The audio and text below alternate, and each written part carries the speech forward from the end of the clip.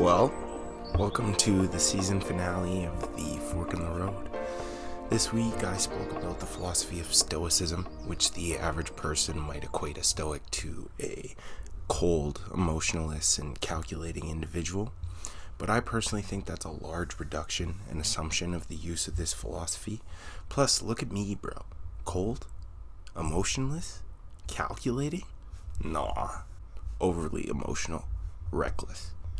But these philosophical virtues that we covered in this episode have provided me with the ability to use Stoicism to help improve my life. So hopefully you guys enjoyed the season finale of the Fork in the Road podcast, and I'll see you at the outro. Thanks for listening. So, welcome back. You guys are going to have to grant me a little patience because I just moved to Edmonton. I'm currently in the garage of my dad's house. Cars are going by outside. Who knows who's going to walk in, but hopefully nobody. Hopefully we get to sit and have a conversation, productive conversation that's enjoyable for you and enjoyable for me.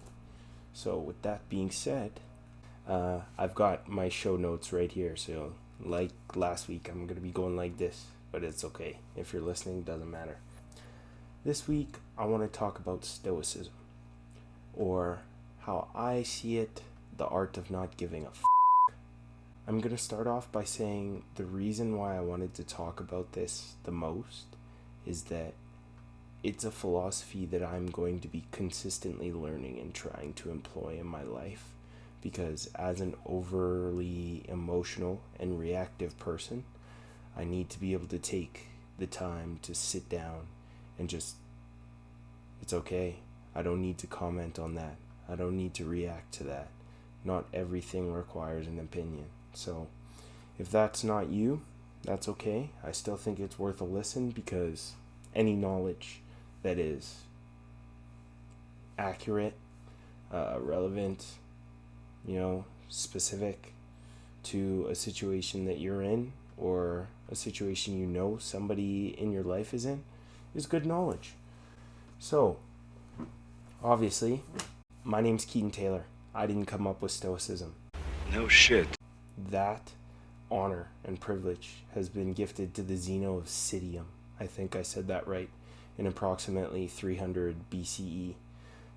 He originated Stoicism after apparently learning under the teachings of Socrates, who we talked about in episode 2, The Nature of Conversation.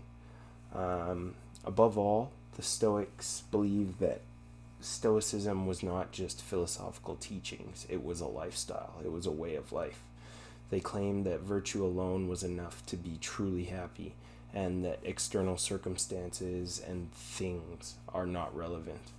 The Stoics thought that our emotions were born of us making the wrong judgments, and thus could be solved by some kind of cognitive psychotherapy.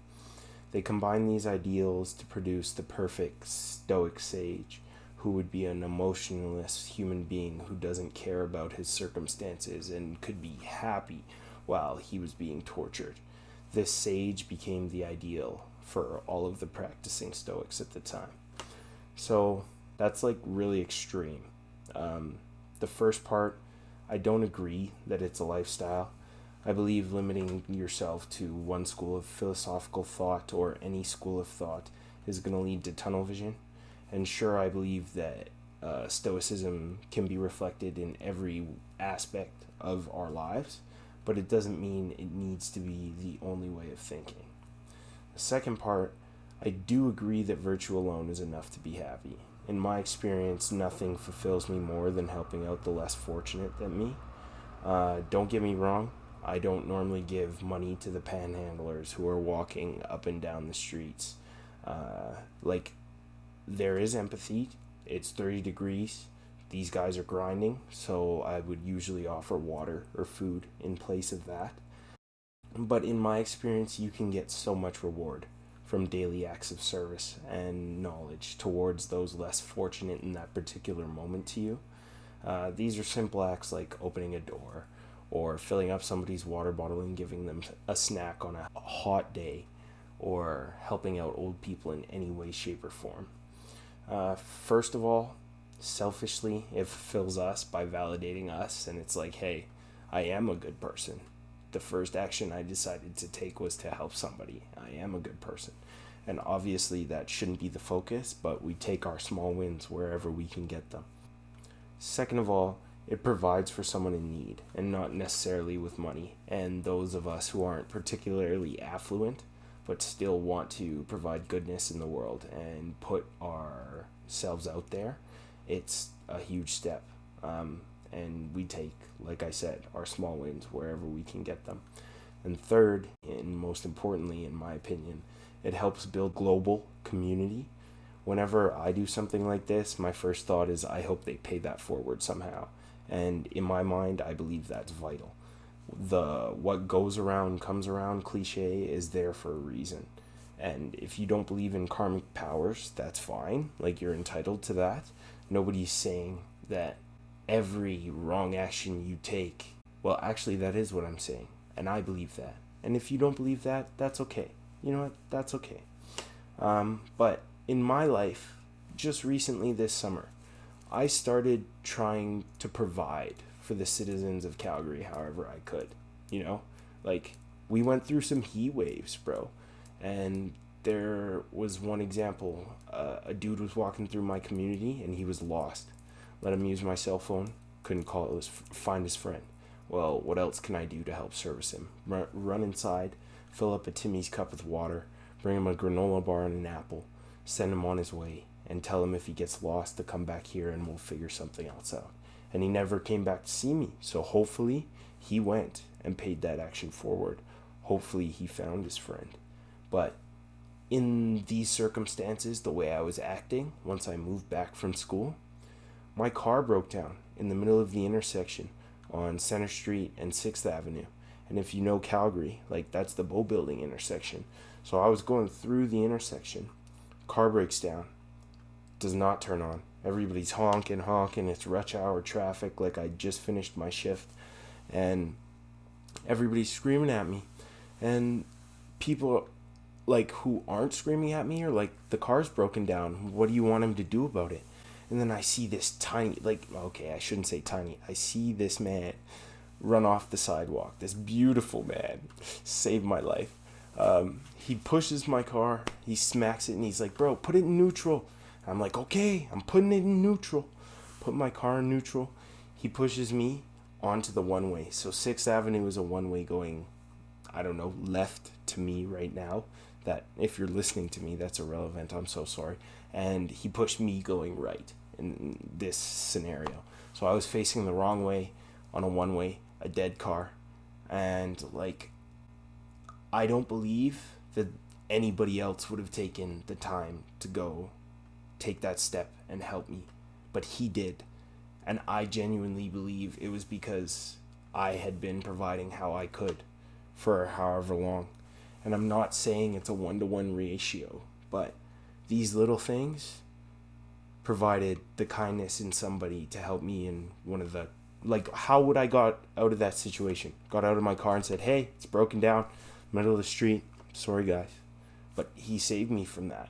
So genuinely, if you find a way to hear this one day, you're my dog.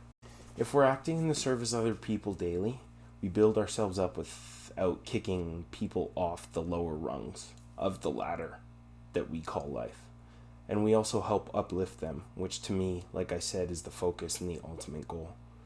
And then the third portion of that Stoic statement, I feel like it's extremely loaded, saying that our emotions are just born from misjudgments. I would agree that anger, for example, is usually born of us making the wrong judgment, and that judgment being choosing to be angry at our current circumstances.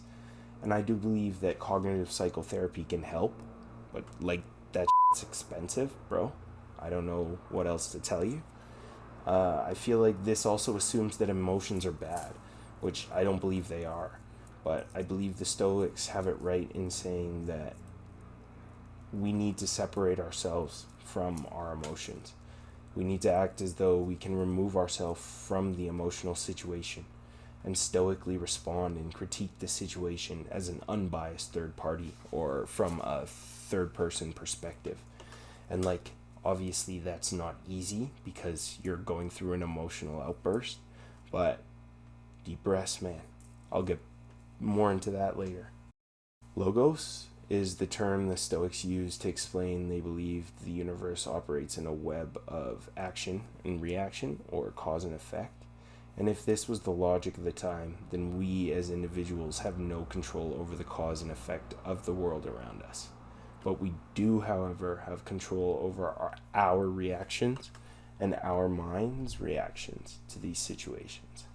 The Stoics believed that there were 4 virtues that would help us navigate these situations, and that they were 1, wisdom, and wisdom being the practical ability or knowledge for us to get through complicated situations, with decisions being made logically and calmly based on informed knowledge, not just on hunches all the time. Temperance, which is just self-restraint and moderation in all walks of life, including our emotional outbursts.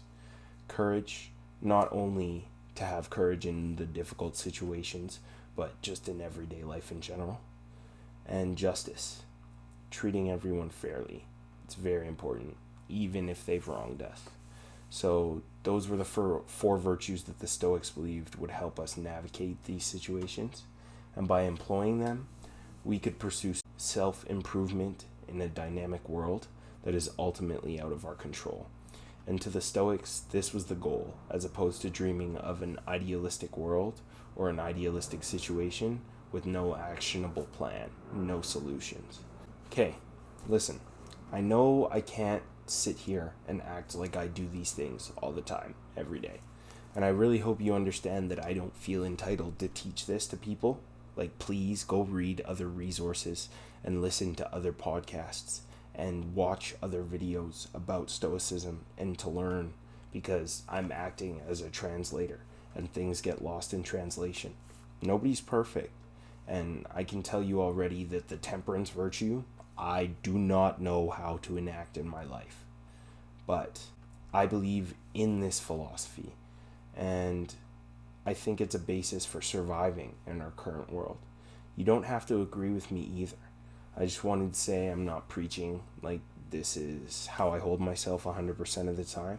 Like, I would say I'm probably like 3 to 5% a Stoic, and that's enough to make me 5% happier, and that's good enough for me. So let's bring this back to the real world. How could we apply Stoicism to life in 2021, since I'm pretty sure the Rome that our boy Zeno was in is extremely out of date. First of all, breathing. In the What Makes You Happy with Allison, talked about this. I can't stress enough that I think it works in every situation. So I worked all summer at a summer camp with kids aged 5 to 12, and even being somebody who adores kids, like, I wanted to shoot myself sometimes, and that's just the way it goes. But when they won't stop asking questions, or they cannot stop crying, or they're absolutely furious, have to take a couple deep breaths. Think about what it was like to be a 5-year-old and to be in their position, and how unfair the world seemed. And then remind them to take breaths and to slow down and explain the situation slowly. And when the people feel heard, they tend to feel justified. And with the kids, when they feel justified, it tends to shut them up. And I'm saying that with a load of love. And I'm really hoping my future employers don't listen to this. But it's like, I love the children. I do.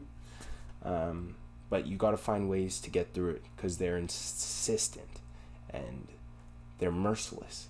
Like, just for example, my little brother Obi, I said, I'm going to the garage to record my podcast. He's 8.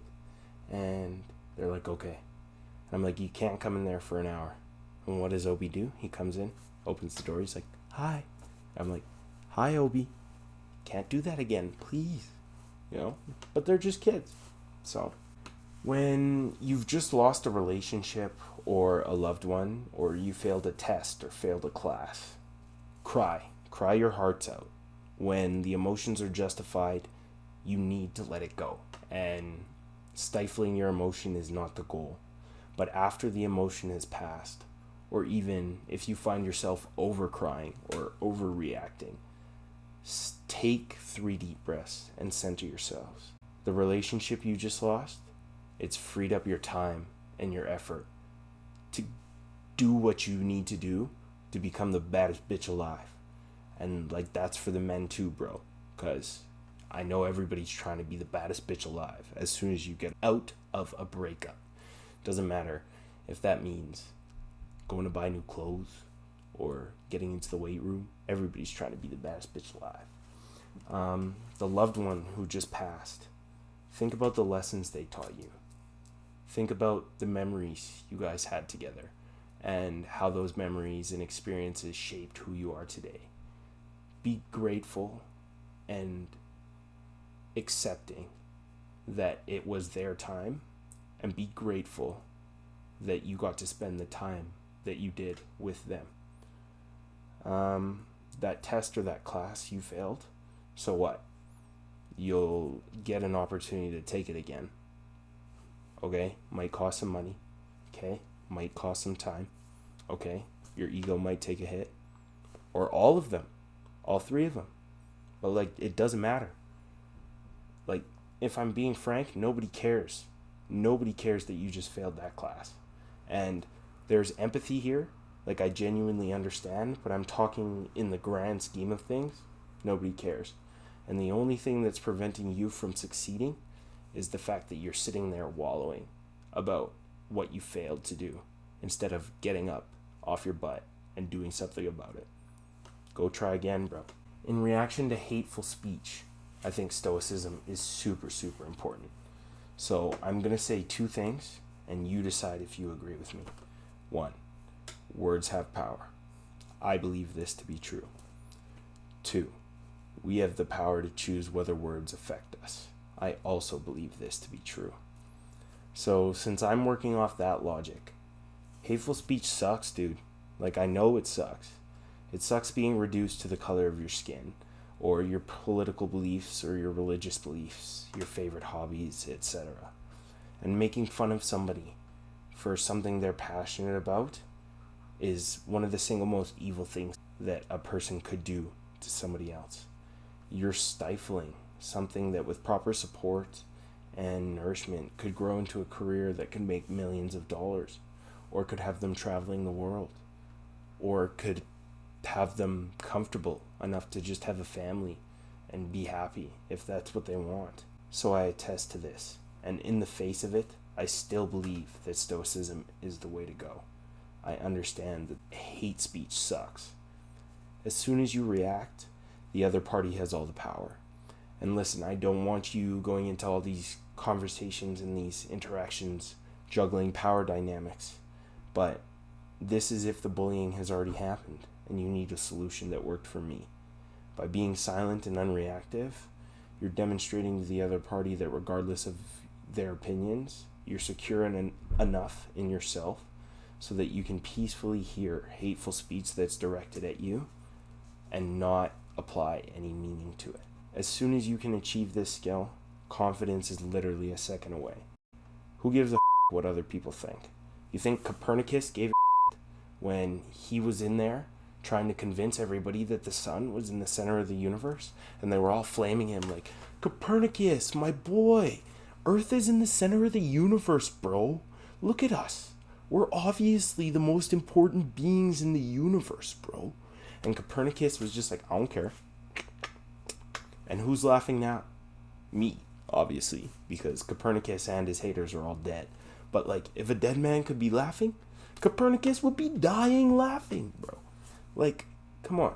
The point is, by rooting ourselves in who we are and breathing in and breathing out, slowly collecting ourselves in the face of adversity, I've found the ability to navigate even hateful speech without exploding all the time. Notice I said all the time, because I am not there. I am trying to get there. I still blow up at people for no reason. So, I'm not perfect, and I am a yeller. But if that's true, then who better to incorporate this kind of knowledge, right? And I'm just trying to share it with the people, man. Yes, I know it's easier said than done, and I know this isn't going to be achieved overnight, but that isn't what Stoicism is asking of us, in my eyes, or how I believe we should utilize it. 1% better every single day is the goal, which means if on Monday you blow up because your brother won't shut up, as long as on Tuesday you take a deep breath before you blow up, and on Wednesday you take a deep breath and then politely ask him to be quiet, and so on and so forth. Because if we're not actively thinking about being 1% better every day, the challenges will seem insurmountable. But in my experience, when you start working in those incremental improvements, you'll blink and you'll realize that you've conquered that Mount Everest sized problem without even realizing it. So, I don't know. That's Stoicism in my eyes. Very simple. I'm going to provide you with the resources that I used for this episode if you want to go delve deeper into it. One of it's a legitimate book. So if you want to go read that whole thing and become a Stoic, man, go do it. If that makes you happy. The other one is a 5-minute TED Talk that was the most informative video I think I've seen. So definitely go watch that, especially if you don't think I explained this well enough. But to wrap up this week, I just have some recommendations. The first one is a book called Let That Shit Go, Find Peace of Mind and Happiness in Your Everyday by Nina Purewall and Kate Petru, I think is how you pronounce it. It's self-help without the religion for my rational-minded folks out there. I genuinely think Nina is funny, and I think the book does a great job at showing us that all these things that we're overreacting to, like, it's ridiculous that we're overreacting to them. And they do a good job of pointing them out. Episode 80 of the Insight Hour with Joseph Goldstein. It's Buddhist philosophy on the nature of craving for sense pleasures. For those of you with temperance issues, like myself, it's a really good resource. But I'm warning you now, my boy Joseph is a sleepy-voiced individual. So, be prepared for that. Episode 231 of the Minimalists, focusing on Stoicism by Joshua Fields Milburn and Ryan Nicodemus. Minimalism is something that I want to talk about at some point, but this episode focused on Stoicism and was spearheaded by Professor William B. Irvine. That probably doesn't mean anything to you. It doesn't mean a lot to me, but he's a professor. If you want to look more into him, he's probably a very decorated professor, and that's why they had him on, because this is one of the top 50 podcasts in self-help in the world, so pretty big. Obviously, having less stuff means having less stuff to be attached to, and in my experience, that helps with not having emotional reactions to losing the stuff. It's just good resources, so I suggest you go listen to them. So, that's that. Season 1 of The Fork in the Road is complete.